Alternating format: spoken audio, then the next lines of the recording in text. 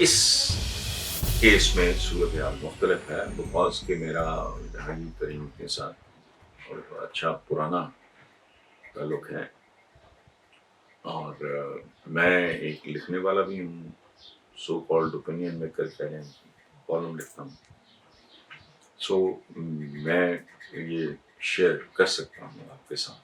پہلی بات جو میں نے کی تاکہ ینگسٹرز سن لیں اس بات کو، یہ اصولاً یہ اسی طرح ہے، لیکن ایک تعلق جو ان کے ساتھ ہے اس کے علاوہ میرا تعلق صحافت سے ہے، ان کا سیاست سے ہے، تو ہم بات شیئر کر سکتے ہیں.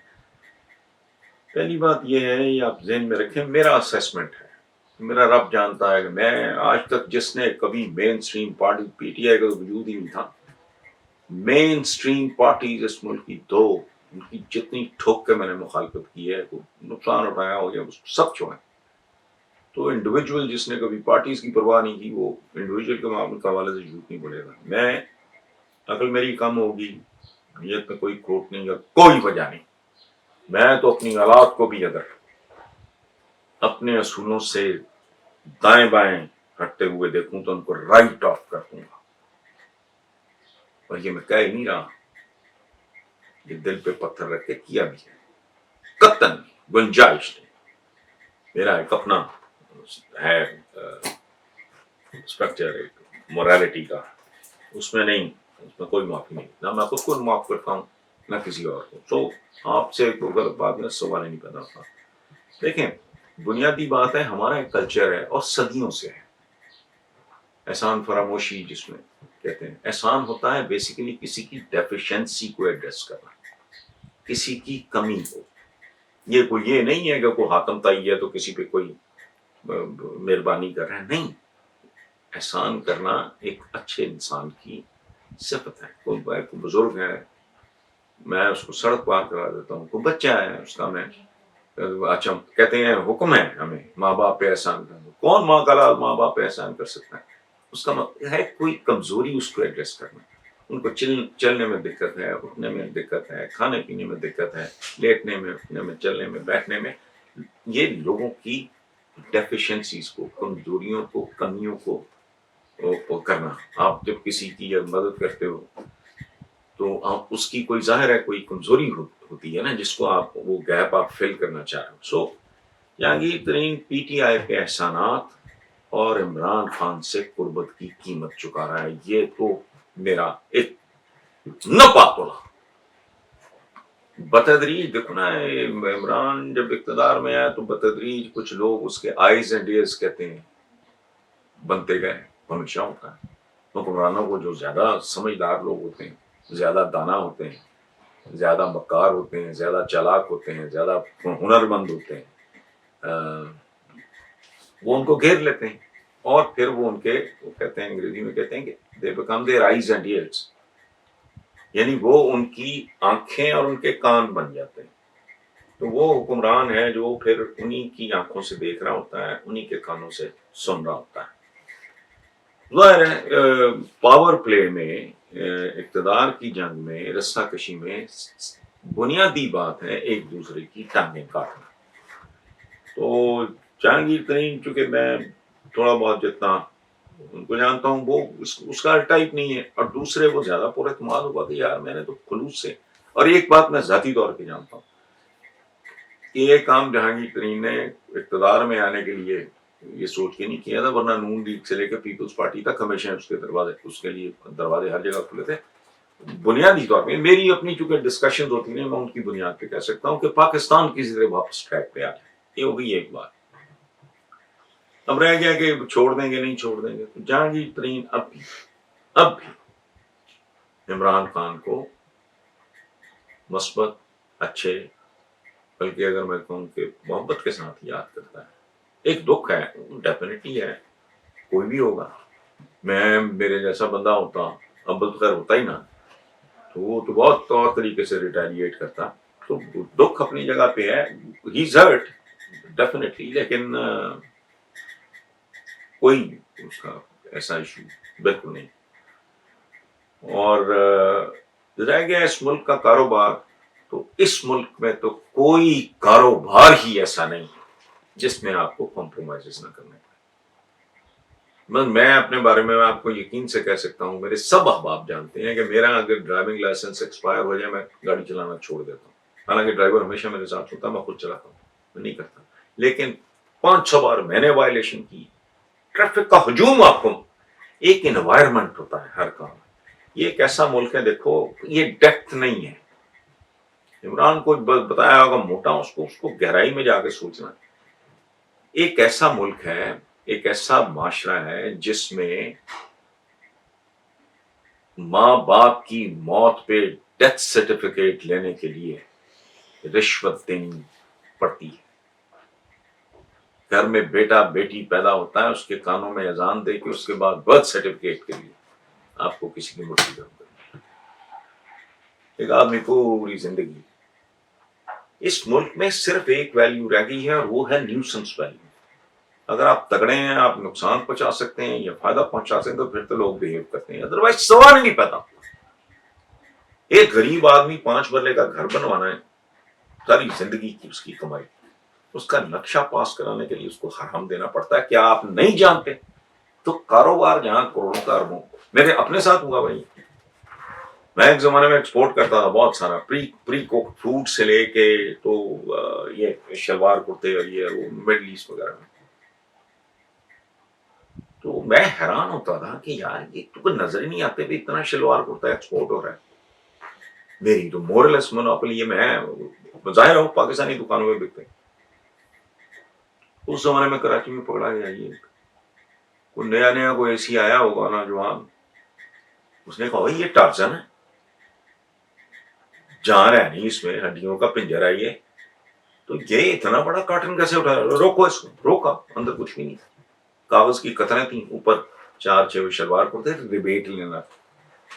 انڈر انوائسنگ ہوتی ہے. مثلا یہ چیز اگر میں بالفرض میں مثال دے رہا ہوں 1 کروڑ کی ہے اور اس پہ 100% ڈیوٹی ہے، مثال دے رہا ہوں، تو میں اس کو انڈر انوائس کر لوں گا. وہ آئے گی 50 کی، تو مجھے بتائیں باقی کون ہے اتنا بڑا فرشتہ جو نہیں. پاکستان میں دیانتداری کے ساتھ زندہ رہنا مورلیس ناممکن. مورلیس میں نے احتیاطاً لگایا ہے. مجھے ایک بات بتائیں، آپ اپنے طور پہ ذرا تھوڑا ریسرچ کرو کہ 20ویں 21ویں ایون 22ویں گریڈ تک کے لوگوں کی تنخواہیں کیا ہے، ٹیک ہوم کیا ہے. مجھے صرف اتنا بتا،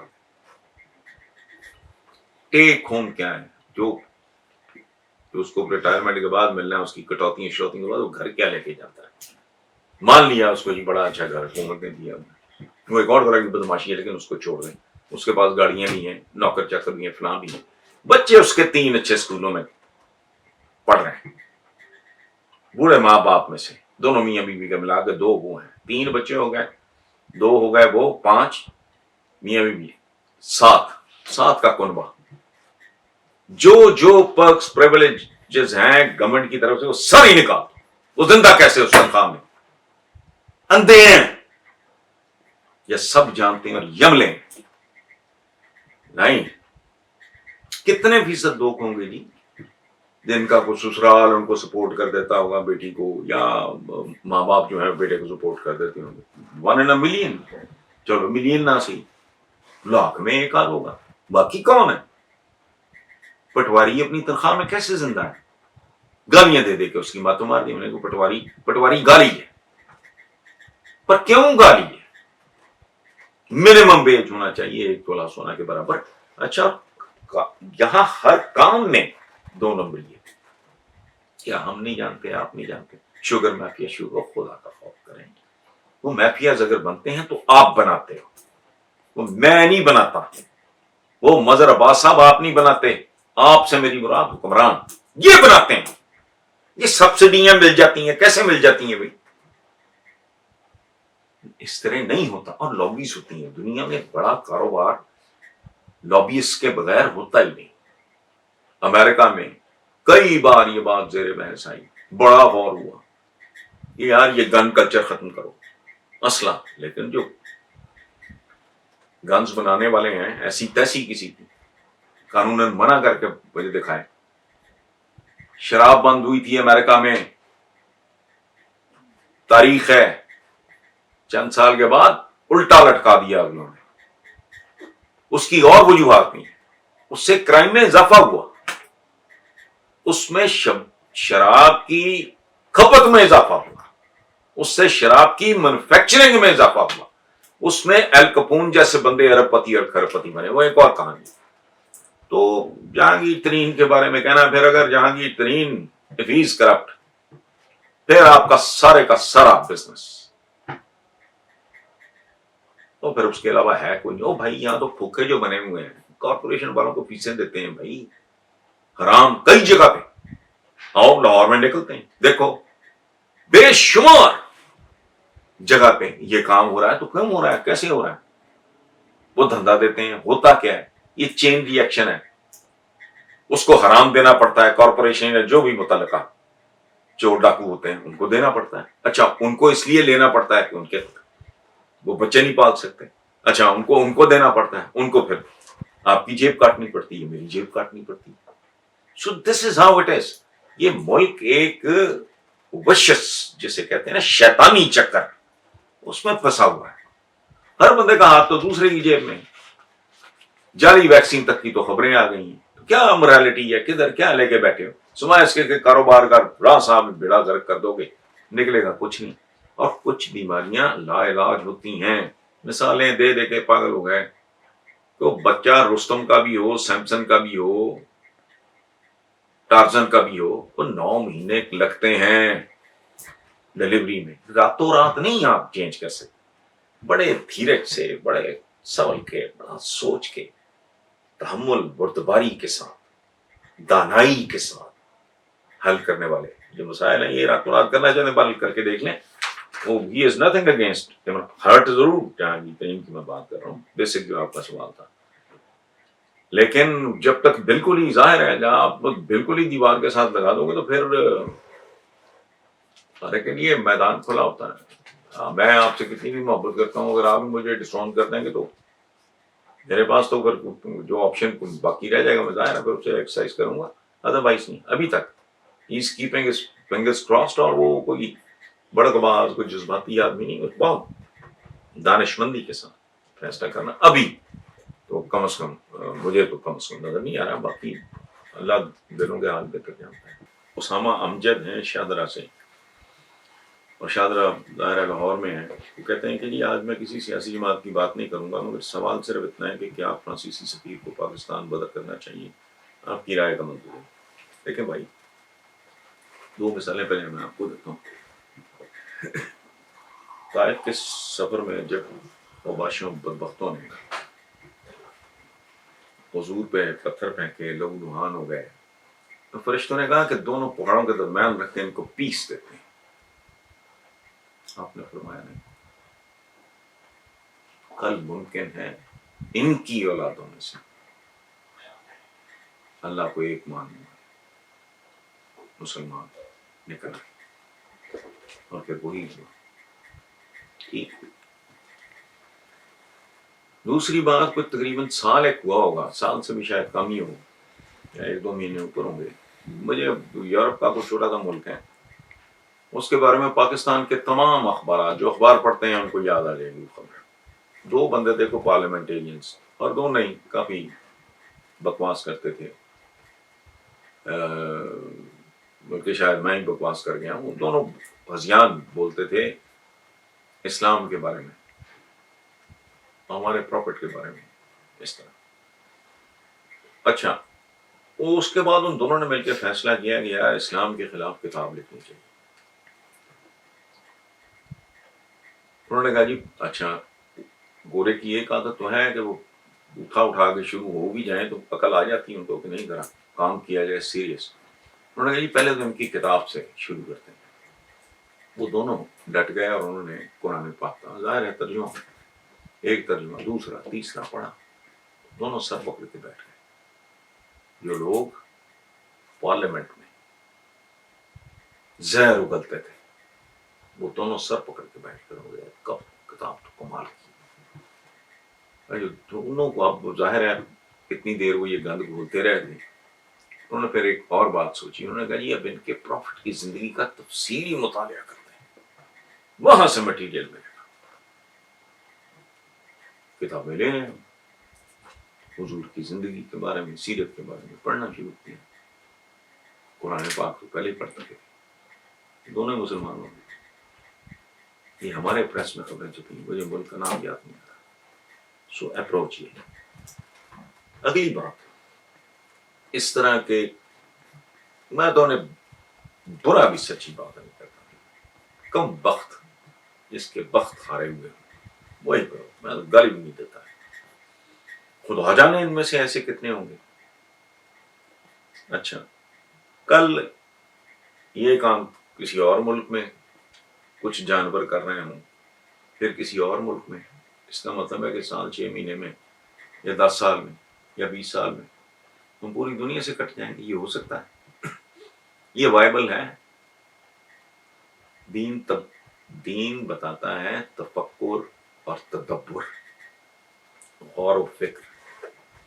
یاد ہے آپ کو صلح حدیبیہ بہت سے صحابہ جو ہے وہ بھی ہرٹ ہو گئے تھے. آپ نے کہا نہیں، یہ فتح مبین ہے جو بظاہر دکھائی نہیں دے رہی، چھپی ہوئی پتہ ہے. یہ تو ہے ایک دانائی کی بات. ٹھیک ہے، آپ کہتے ہیں کہ آپ کچھ بھی کر سکتے ہو، آپ کسی کی زبان نہیں روک سکتے. یہ ہماری ذمہ داری ہے. میں ایک مسلمان کے طور پہ ہی نہیں، ایک انسان کے طور پہ. اب میں آپ کو کیسے یہ بات بتاؤں کہ اگر میں کسی اور گھرانے میں پیدا ہوا نان مسلم، میں اکثر کہتا ہوں کتنے لوگ ہیں جو زندگی میں اپنا مذہب چھوڑتے ہیں، جو جس میں پیدا ہوتا ہے اسی میں ہی مرتا ہے. وہ 10-20 لاکھ میں کوئی ایک آدھ ہوتا ہوگا، ادروائز لوگ جس مذہب میں جنم لیتے ہیں بچپن سے ان کی گھٹی میں ہوتا ہے، اسی میں مرمرا جاتے ہیں. میں اپنے بارے میں اکثر یہ بات اپنے دوستوں سے شیئر کرتا ہوں کہ میں اگر کسی اور مذہب میں پیدا ہوا ہوتا اور میں حضور کی سیرت کے بارے میں پڑھ لیتا، 2-3 کتابیں پڑھ لیتا، مجھے نہیں پتا میں مذہب تبدیل کرتا یا نہ کرتا، لیکن میں زندگی میں محبت صرف انہی سے کرتا. اچھا، یہ جن پارلیمنٹیرینز کی میں نے بات کی، انہوں نے کہا کہ ہمیں تو یہ ہوتا تھا مسلمانوں کی حرکتیں دیکھ کے. یہ لیول ہے. تو میں نے کہا نا کہ اگر میں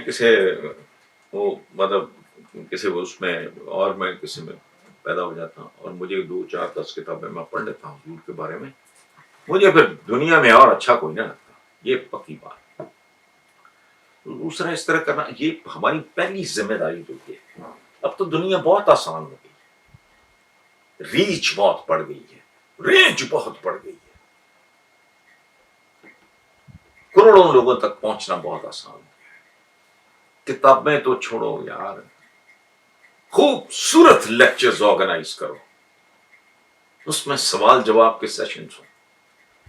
جن کو پتہ ہی نہیں کیا ہم لوگ ہیں چیزوں کو سوچ سمجھ کے اچھی طرح انڈرسٹینڈ کر کے ریئیکٹ کرتے ہیں، ہم لوگ خود نہیں. اچھا، ان تک پہلے تو یہ میسج تو پوری طرح پہنچا ہے. اب اس سے اگلی بات، اگلا مرحلہ، یہ پابندیاں شابندیاں نہیں ہوتی. حضور نے بھی غلامی پہ پابندی نہیں لگائی تھی، اس کی روح ہی تبدیل کر دی. سارا کچھ بالکل ٹھیک ہو گیا، اسلام کا مکمل غلبہ تھا. آپ ایک اشارہ کرتے غلام بند، غلامی ختم ہو جاتی. خطرناک کام تھا وہ، چونکہ وہ غلام جس کے پاس نہ کوئی سرمایہ، نہ کوئی زمین، نہ کوئی باغ، نہ کوئی باغیچہ، نہ کوئی کھیتی، ٹف وہ بہت ہے، تگڑا بہت ہے، چونکہ پوری زندگی غلامی کی. وہ سوائے اس کے کہ وہ رازنیاں کرتے، ڈکیتیاں ڈالتے، جرائم کی طرف چلے جاتے، اور کیا ہوتا. حضور نے کیا کیا؟ پابندی نہیں لگائی غلامی. کیا سبحان اللہ، کہاں جیسا کھاتے ہو ویسا کھلاؤ ان کو، جیسا پہنتے ہو ویسا پہناؤ ان کو، ان کی عزت نفس کا اور آرام کا بھی خیال رکھو. اب مجھے بتاؤ، یہ ان شرائط پہ مجھے کسی کی بھی غلامی قبول ہے؟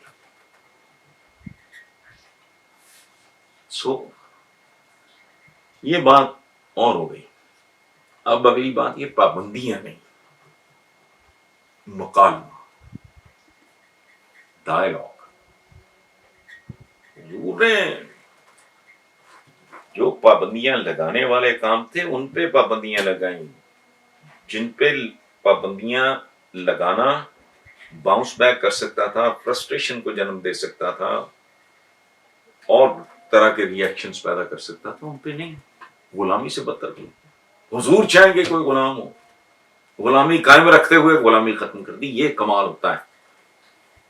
اسٹیٹ کرافٹ اسے کہتے ہیں، وزڈم، دانائی، قیادت، لیڈرشپ اس کو کہتے ہیں. یہ ہے جی شاہ زیب مغل ناروال. یہ میرا خیال ہے یہ کافی زیادہ ریگولر ہمارے دوست ہیں. وہ کہتے ہیں جی سابق وزیر اعظم نواز شریف کا جاتی عمرہ جس کا پرانا نام موضع مانک تھا وہ بھی فراڈ نکلا. مسلم لیگ نون کی ہر چیز چوری کی کیوں نکلتی ہے، جسے ہم بدقسمتی کہیں یا ظلم. شاہ زیب صاحب یہ بدقسمتی بھی ہے، یہ ظلم بھی ہے، اور یہ ظلم انہوں نے الٹیمیٹلی اپنے آپ پہ کیا ہے. وہ یہاں مغل نہیں رہے بھائی، 600 سال 3 بر اعظموں پہ حکومت کرنے والے عثمانیز، آٹومنز، ان کے نام و نشان ہی مٹ گئے. ٹرکی جا کے بڑا ڈھونڈا کہ اس خاندان پر نہیں ملتا. مغلوں سے بڑا خاندان ہونا ہے کسی کا. وہ تو پورا برصغیر جس میں تو پتہ نہیں کتنے ملک نکلے ہیں، پورا ہندوستان ہے، پورا پاکستان ہے، بنگلہ دیش ہے، اور پتہ نہیں کیا کیا ہے، افغانستان کدھر کا ہے. یہ ظلم انہوں نے اپنے آپ پہ بھی کیا ہے. اور آپ جو بات اب کر رہے ہیں نا، یہ بات میں 26-27 سال سے لکھ رہا ہوں کہ یہ جو دونوں ہیں، تیسری قوت جو آئی اس پہ بات کرنا تھوڑا قبل اس وقت ہوگا، کیونکہ میں سچی بات ہے آپ ہی کی طرح میں بھی کنفیوز ہو جاتا ہوں بعض اوقات، کبھی ادھر نکل جاتا ہوں، پینڈولم کی طرح میں خود بیچ میں جھول رہا ہوں. سچی بات آپ کے ساتھ شیئر کروں. پھر میں سوچتا ہوں کہ عمران کا تو مجھے تھوڑا سا اندازہ ہے، کیونکہ اس کے ساتھ سلام دعا پرانی ہے، 24-25 سال ہو گئے. تو دوسرا، ہر بندے کا ایک ماضی ہوتا ہے، ٹریک ریکارڈ ہوتا ہے. وہ اس کو زندگی میں کوئی چیز نہ سکون سے نہیں ملی. وہ بڑا بقول اس کے ایک دو بار اس نے مجھے بتایا، مجھے کرکٹ کی سمجھ نہیں ہے. وہ پیڑا پلیئر تھا، اس نے اتنی جان ماری کہ وہ سٹار کرکٹر لیجنڈ کی طرح ہو گیا. اس کے بعد دوسرا اس نے جو کام کیا وہ شوکت خانم تھا. تو مجھے ذاتی طور پر پتا ہے دنیا جہاں ڈاکٹرز نے کہا یہ بائبل ہی نہیں ہے، یہ ہو ہی نہیں سکتا. اس کو تو کچھ سمجھ نہیں تھی، عقل نہیں تھی تب بھی، جیسے اس کو ملک چلانے کی سمجھ نہیں نا اس وقت تک، ایسے اس کو ہاسپٹل کا کیا پتا. چلو کرکٹ تو اس کے خاندان میں تھا، ماجد خان اور باقی ان کے جو بزرگ، مجھے تو نہیں چکے کرکٹ سے دلچسپی. تو وہ ڈٹا رہا، بن گیا، ماشاءاللہ چل رہا ہے. اس کی شاخیں بھی پھیلتی جا رہی ہیں. وہ ایک پودا تھا جو درخت بن کے اس کی. پھر نمل کے بارے میں بھی لوگوں کا یہی تھا نہیں ہونا. پھر یہ سیاست اس نے کیا کرنی، اور واقعی گھاس میں نہیں ڈالی کسی. یہ ہم ہی کہتے ہیں ہیرو ہونے کی وجہ سے وہ نہیں پی ٹی آئی میں کامیاب ہوئی. یہ یاد رکھنا، وہ پہلے 10-15 سال تو کسی نے منہ نہیں لگایا. ایک ایک سیٹ ایک آدھ لوگ جو آ رہا تھا وہ چھوڑ کے جا رہا تھا، کچھ بھی نہیں.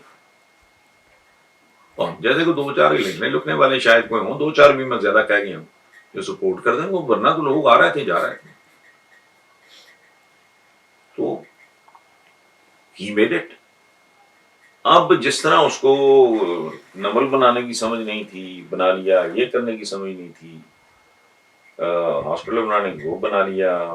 پالیٹکس کی ABC وہ نہیں جانتا تھا. اس کو تو خیر میں کچھ باتیں شیئر کروں تو ہنس کے پاگل ہو جائیں. وہ کک پتہ نہیں تھا، وہ اس نے کھڑی کر لی، اقتدار تک بھی پہنچ گئے. اب اقتدار سے پہلے والا، اس کے بعد اقتدار کے بعد والا، وہ مسلسل اب ٹھوکروں پہ ٹھوکریں کھا رہا ہے.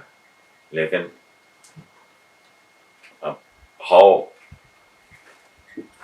Fast he is in learning اور ڈلیور کرنے کا تو وہ دیکھتے ہیں. ورنہ یہ بدقسمتی بھی ہے، ظلم بھی ہے. ان دونوں پارٹیز کے بارے میں تو دیکھ لے کہ میری تو انگلیاں واقعی گھس گئیں، مذاق نہیں ہے.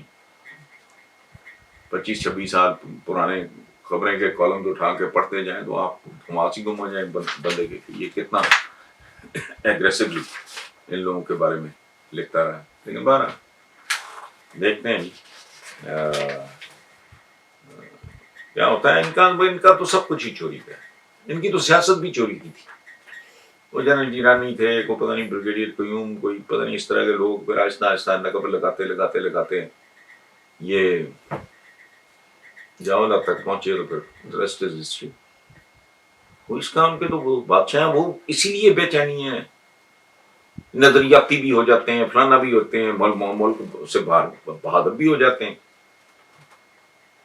فرار بھی ہو جاتے ہیں, پھر دوسری باری بھی ہو جاتے ہیں, اور پھر یہ امید رکھ کے بیٹھے ہوتے ہیں. اور آپ کا اس سوال کا آخری جو ہے نا, حمزہ شہباز اور شہباز, دیکھیں باقی فیصلے تو عدالتوں نے کرنے ہیں, تو میں تو کسی چیز کا آئی وٹنس, لیکن تحمل, توازن, بردباری وہ یہی درکار ہے جو شہباز شریف اور ان کے برخوردار ہیں. وہ یہ باقی تو سارا مطلب یہ رنگ بازی ہے نا, مار دو, داڑ دو, فلانا کر دو, یہ کر دو, وہ کر دو, وہ ہنٹر والی ہے, کوئی ہنٹر والا ہے. اس طرح نہیں ہوتا. اپنے سب سے بڑے, سب سے معزز, سب سے قابل احترام دنیا کی ٹاپ 7 آرمیز میں سے ایک ہماری ہے. باقی کسی ادارے کا کوئی حال ہے؟ اتنے فرسٹریٹ ہو گئے, یہ اتنے ڈپریس ہو گئے, اتنے نیند پاگل ہو گئے, ان کے اعصاب اتنے برباد ہو گئے. اس کی وجہ ہے ایک دہاڑی اربوں کروڑوں کی, کتنی دہاڑیاں ضائع ہو گئی ہیں. کہ دہاڑی ٹوٹ جائے مزدور کی, وہ ظاہر ہے اس کا کیا حال ہوتا ہے بیچارے. سو یہ ان لوگوں کا ایگریشن جو ہے, یہ ہوش مند, ایک ذہین آدمی, ایک سنجیدہ متین آدمی, وہ اپنا ہی گریبان پھاڑنا شروع کر دے گا تو پاگل پن کی نشانی ہے. سو اپروچ ڈیفینیٹلی شہباز شریف کی اور ان کے جو برخوردار ہیں ان کی اپروچ ظاہر ہے اس میں بہت بہتر ڈیفینیٹلی.